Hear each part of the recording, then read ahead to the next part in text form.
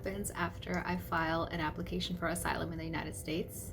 This is a question that we get quite often. So today I thought I'd make a quick video and give a quick summary on what you can expect if you file an application for asylum in the US.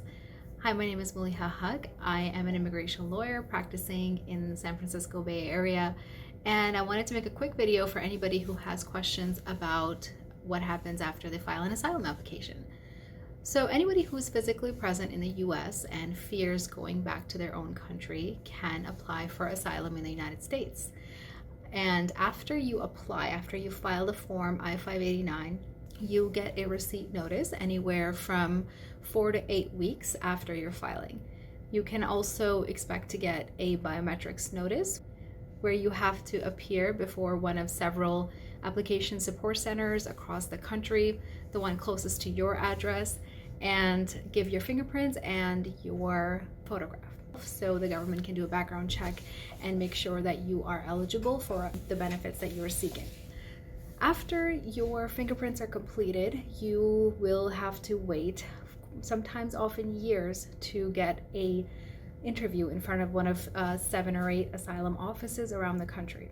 So there is a huge backlog for asylum applications, and the asylum offices have to go through all applications one by one, and that can take a lot of time. But when your turn is there and when your interview comes, you have to go in front of an immigration officer and explain why you are afraid to go back to your country and why you are eligible for asylum.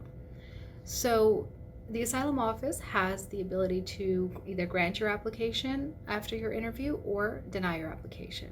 If they grant it, you are eligible for a green card after a year of your grant. And if they deny you and you don't have any status, any other status, for example, you're not in student status or any other non-immigrant status like an H1 or an L1, you will be referred for removal proceedings in the immigration court. Now, in the immigration court, you have to go in front of an immigration judge and explain why you are eligible for asylum. And the immigration judge has the ability to grant your application even if the asylum office denied it. So they look at the record independently. You have to give testimony, you have to present evidence, and again, tell the judge and explain to the judge why you should get asylum. And the judge also has the authority to, like I said, either grant or deny. If they grant your application, great. Now you are eligible for a green card, like I said before. If they deny it, they will issue an order of removal against you, which means that now you have a deportation order against you. And you have the ability, however, to appeal it. And what happens after you appeal that order is something that I will tell you in another video. I hope this video was helpful for anybody who was curious about what happens after you file an asylum application. If you need any help with filing an application or have questions about what to do or what to expect when you are in this process, please do give us a call and we'll be happy to help you.